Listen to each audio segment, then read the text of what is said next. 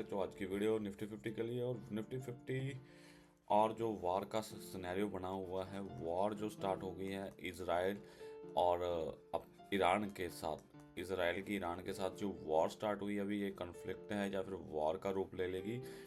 Already शायद वार का रूप ले लिया है, लेकिन देखते हैं कि ये 2-3 दिन में, ये अपना 2-3 डेज में क्या ये स्टॉप करेंगे वार को या फिर कंटिन्यू करेंगे।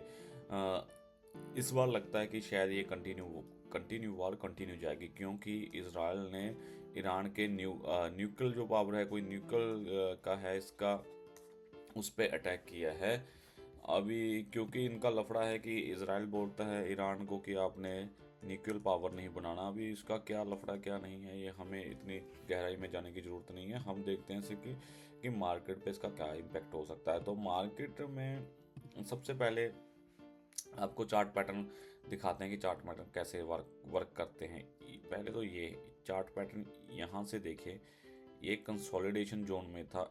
यहाँ से इसने जैसे ही इसने अपना 24,900 को क्रॉस किया और 25,000 के ऊपर सस्टेन किया, इसने एक बड़ी कैंडल दे दी 400 पॉइंट की। उसके बाद अगले दिन वापस आया, तो जहाँ पे इसने रेजिस्टेंस होते हैं ना और सपोर्ट होते हैं, वो बहुत ही बड़ा और अच्छा काम करते हैं आपको प्रॉफिट दिलाने के लिए। तो अगले दिन जैसे ही घूम के वापस आया, तो जो पहले रेजिस्टेंस था ये वाला, वहाँ से इसने सपोर्ट ली और कम बैक फिर दोबारा हो गया। कम बैक दोबारा होने के बाद इसका साइकोलॉजिकल जो अपना टारगेट होते हैं वो कहते हैं, जैसे 25,000 हो गया, जैसे 1,000 और 500, ये एक अच्छे साइकोलॉजिकल टारगेट होते हैं जो बड़े प्लेयर होते हैं, जो बड़े इन्वेस्टर होते हैं उनके लिए। जैसे 25,000, उसके बाद 25,500, उसके नीचे 24,400 और 24,000। That is psychological target resistance and sports. जो यहाँ से क्रॉस करके स्पोर्ट ली आगे गया, 25,000 को टच किया और वापस आ गया, तो उसको लोगों ने रेजिस्टेंस मान लिया। तो फिर वापस फिर आया, फिर अपनी सपोर्ट, जो लास्ट टाइम रेजिस्टेंस था वो अभी सपोर्ट का काम करने लगा। फिर ऊपर की ओर अटैम्प्ट किया, लेकिन वहाँ अटैम्प्ट फेल हो गया, फिर नीचे आया, फिर अपनी सपोर्ट ली, फिर ऊपर की तरफ गया। जब ये इस बार ऊपर की तरफ जा रहा था, तो आरबीआई की मीटिंग आई। यहाँ पे आरबीआई की मीटिंग आई, जिसमें आरबीआई ने 50 रेपो जो इंटरेस्ट रेट है उसको कम किया, जिससे मार्केट भाग गई। लोगों को लगता था कि इस बार मार्केट 25,500 के ऊपर चली जाएगी, लेकिन इसने 25,000 को ही एक रेजिस्टेंस मान लिया। जो एक एक्सपर्ट इन्वेस्टर हैं उनको लगा था कि दाल में कुछ काला है। दाल में कुछ काला क्यों है?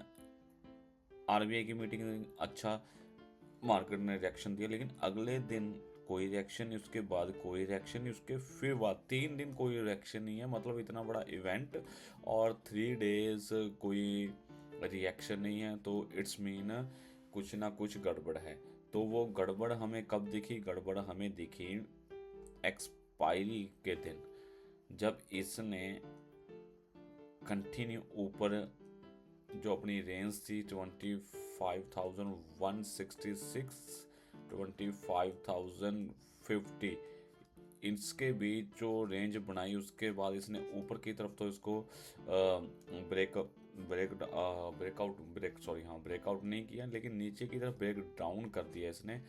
तो ब्रेक डाउन उस दिन अच्छा ब्रेक डाउन हो गया, और वो अपना एक ट्रेंड लाइन के पास से थोड़ा सा हल्की प्रॉफिट बुकिंग और वहाँ पे क्लोज कर दिया। तो लोगों को यहाँ इस कैंडल से पता चल गया था कि कुछ ना कुछ गड़बड़ है। तो इसी के बीच अगले उसी दिन वार की न्यूज़ नहीं आई थी, लेकिन उसी दिन न्यूज़ आ गई थी कि यूएसए और ईरान के बीच कोई गर्मा गर्मी न्यूज़ आ चुकी है, जिसके कारण इसको ट्रिगर मिला और 25,000 के नीचे एक अच्छा इसने करेक्शन दे दिया 250 पॉइंट का। तो अगले दिन अब फिर क्या होता है, फ्राइडे के सेशन में क्या होता है? फ्राइडे के सेशन में, क्योंकि थर्सडे को जो एक्सपायरी थी उस रात को न्यूज़ आती है कि इसराइल ने वॉर कर दी ईरान के साथ, तो उसका इम्पैक्ट होता है नेक्स्ट डे, गैप डाउन खुलती है मार्केट 400 पॉइंट। अभी फिर देखें, जो आपको मैं पहले समझाया था, अभी फिर सपोर्ट काम करती है, ये वाली सपोर्ट। जैसे ही सपोर्ट को टच किया तो मार्केट ऊपर की तरफ फिर निकल ली। तो फिर मार्केट उस दिन ऊपर की तरफ हल्की हल्की से निकली। आपको दिखाते हैं 15 मिनट के चार्ट में लेके चलते हैं। देखें, ये है मार्केट फ्राइडे के सेशन का। मार्केट यहाँ पे ये सपोर्ट है इसकी 20, मैंने आपको बताया था साइकोलॉजिकल जो टारगेट होते हैं 24,500। यहाँ पे सपोर्ट इसने जैसे इसको टच किया, मार्केट एक कैंडल 50 मिनट की कैंडल में बहुत बड़ी कैंडल बन गई। वो candle near about 150 point plus की बनी थी। उसके बाद ये सारा दिन वहाँ पे ही, वहाँ उसके ऊपर ही ट्रेड करती रही। तो इसका मतलब क्या है, इसका मतलब क्या है कि हमारी मार्केट तो साइडवेज है, हमारी मार्केट साइडवेज है, नीचे नहीं जाना चाहती, लेकिन ऊपर जाने के लिए भी अभी इतना तैयार नहीं है। लेकिन साइडवेज है कि यहाँ पे हम ऐसे ऐसे जिगजैग करते रहेंगे कि ना कि नीचे की तरफ इतना ब्रेक डाउन और ऊपर की तरफ ब्रेक आउट देंगे। तो अभी मार्केट में क्या हो सकता है, अभी मार्केट में मंडे के लिए, लेकिन मेरे को लगता नहीं है कि गैप अप ये यहाँ तक भी जाने की कोशिश करेगी। अगर मंडे के दिन आपको गलती से ही मार्केट 24,850 पे मिल जाती है, यहाँ पे कहीं, यहाँ पे कोई नेगेटिव कैंडल बन जाती है, तो फिर मैं दोबारा इसको पुट और सेल करने की ट्राई करूँगा, देखूँगा कि क्या न्यूज़ है, क्या चक्कर है। क्योंकि इसराइल और ईरान की न्यूज़ बहुत ही ज़्यादा ख़तरनाक हो चुकी है। आपको दिखाते हैं कुछ, क्योंकि ईरान ने कल इसराइल पे अटैक कर दिया, इसराइल पे काफ़ी अटैक कर दिया। अभी भी न्यूज़ आ रही है, 4 घंटे पहले न्यूज़ आ रही है संडे In को। the sky above Jerusalem, ये देखें, Iranian missiles rained over the Israeli city Saturday night ये बोल as the रहे हैं कि country's air. ईरान ने ये बोल रहे हैं कि मैं आपको दिखाता हूँ, एक मिनट, यहाँ पे कर्सर आपका अपना करता हूँ। अभी ये बोल रहे हैं, ये वाले 4 घंटे पहले की न्यूज़ है कि ईरान ने इसराइल पे अटैक कर दिया। वो कल किया था, सैटरडे को अटैक कर दिया था। आज मैं संडे अर्ली मॉर्निंग, मतलब मैं वीडियो बना रहा हूँ ये, तो सैटरडे को ही ईरान ने दिखा दिया था कि मैं तेरे पे अटैक कर दूंगा। तो उसने 150 मिसाइलों के साथ अटैक कर दिया इसराइल के शहर के अंदर। ये देखिए, ठीक है। उसके बाद अभी इसराइल वापस क्या करेगा, इसराइल, ये रहा, इसराइल वापस क्या करेगा, ईरान पर अटैक करेगा या क्या करेगा, वो डिफाइन करता है आज संडे के दिन। तो कल हमें मार्केट में गैप डाउन फिर देखने को मिल सकता है। अगर बाई चांस, किसी चांस की वजह से गैप अप होगी मार्केट, तो एक, जिन लोगों ने ये मिस कर दी थी ना, और ये मिस कर दी थी, आपको मैं दिखाता हूँ वन डे के चार्ट में। ये चीज़ आपको वन डे के चार्ट में समझ आ जाएगी ज़्यादा। हाँ, क्योंकि जैसे बड़े इन्वेस्टर सोचते हैं, वैसे अगर जल्दी सोचोगे तो एक अच्छे प्रॉफिटेबल ट्रेडर जल्दी बन जाओगे। जिन लोगों ने 25,000 से नीचे वाली ये रैली और ये क्रॉस कर दी थी, वो लोग यहाँ पे घुसेंगे, वो न्यूज़ को देख के 24,850 पे घुसेंगे और मार्केट को नीचे लेके फिर आने की कोशिश करेंगे। फिर मार्केट 24,500 पे कैसे रिएक्ट करती है और उसके नीचे क्लोजिंग, फिर मार्केट को बेरिश मोड में लेके दोबारा फिर जाने पे मजबूर करेगी। अगर ये वॉर ख़त्म नहीं होती तो मार्केट और वर्ल्ड वॉर 3 होने के भी चांस हैं, क्योंकि इस बार ये रशिया यूक्रेन का नहीं है, इस बार ये direct Israel USA versus Iran और डायरेक्टली चाइना इन्वॉल्व होगा। ये इसराइल बड़ी कंट्री है, ईरान बड़ी कंट्री है, यूएस और चाइना। जैसा आपने देखा कि रशिया और यूक्रेन का चल रहा था। यूक्रेन ठीक है, कंट्री बड़ी नहीं है, लेकिन फिर भी उसने रशिया को काफ़ी टारगेट दिया, हेल्प ऑफ यूएसए और यूरोप। लेकिन इसराइल अपने आप में ही खतरनाक देश अपने आप को मानता है, वो है भी, चलो उसकी सिक्योरिटी एक अच्छी है, लेकिन कल ईरान ने उसकी सिक्योरिटी को ख़त्म करके उसके सिटीज़ पे अटैक कर दिया, जो एक बहुत बड़े वॉर की तरफ इशारा करता है। अभी एक न्यूज़ आ रही है कि इजराइल ने फिर ईरान पे अटैक कर दिया। उसकी न्यूक्लियर पावर यहाँ पे वो बनाता है, वहाँ पे अटैक किया कहीं पे, तो बड़ी कन्फ्लिक्ट मतलब बड़ी लड़ाई की तरफ इशारा ये चल रहा है। अभी देखते हैं आज रात क्या होगा। लेकिन अभी मैं अपनी जो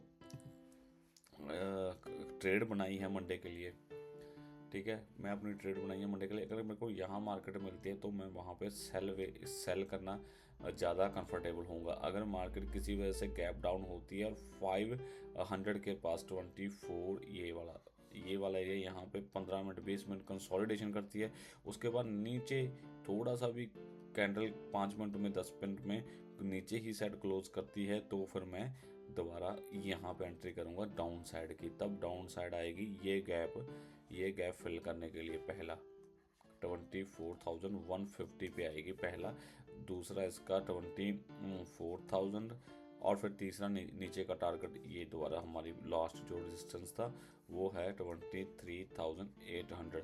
फिलहाल नेक्स्ट वीक के लिए ये टारगेट खुले हैं। ऊपर के लिए टारगेट कोई नहीं है। ऊपर के लिए टारगेट सिर्फ और सिर्फ 25,000। वैसे तो ये बहुत सॉलिड रेजिस्टेंस है 24,850, लेकिन 25,000 पे भी गलती से आती है मार्केट, ये बहुत ही तगड़ा रेजिस्टेंस बन चुका है। अब देखते हैं यहाँ पे मार्केट कैसे रिएक्ट करती है, फिर हम लेंगे ट्रेड। अभी आपको एक और चीज़ और बताना चाहता हूँ कि ये दिस ईयर मैं कर रहा हूँ ट्रेडिंग 21 से ट्रेडिंग मैं कर रहा हूँ, लेकिन 25 अभी तक का मेरे के लिए प्रॉफिटेबल ईयर रहा है। पहले पहले मेरा मतलब लॉस था, ठीक है, पहले मेरा लॉस था, पहले 3 साल मेरा लॉस है। 3 year I have lost in 3 near about 3 lakh. और डिफरेंट मेरे मतलब दूसरे अकाउंट में 1 लाख शायद उसमें भी हो सकता है, लेकिन शायद उसमें नहीं है, उसका रिकवर कर लिया, उसका मैं चेक ही नहीं किया। लेकिन 3 लाख मेरा लॉस है, लेकिन मैं इसको लॉस नहीं, इसको फीस मानता हूँ। This year I am making profit.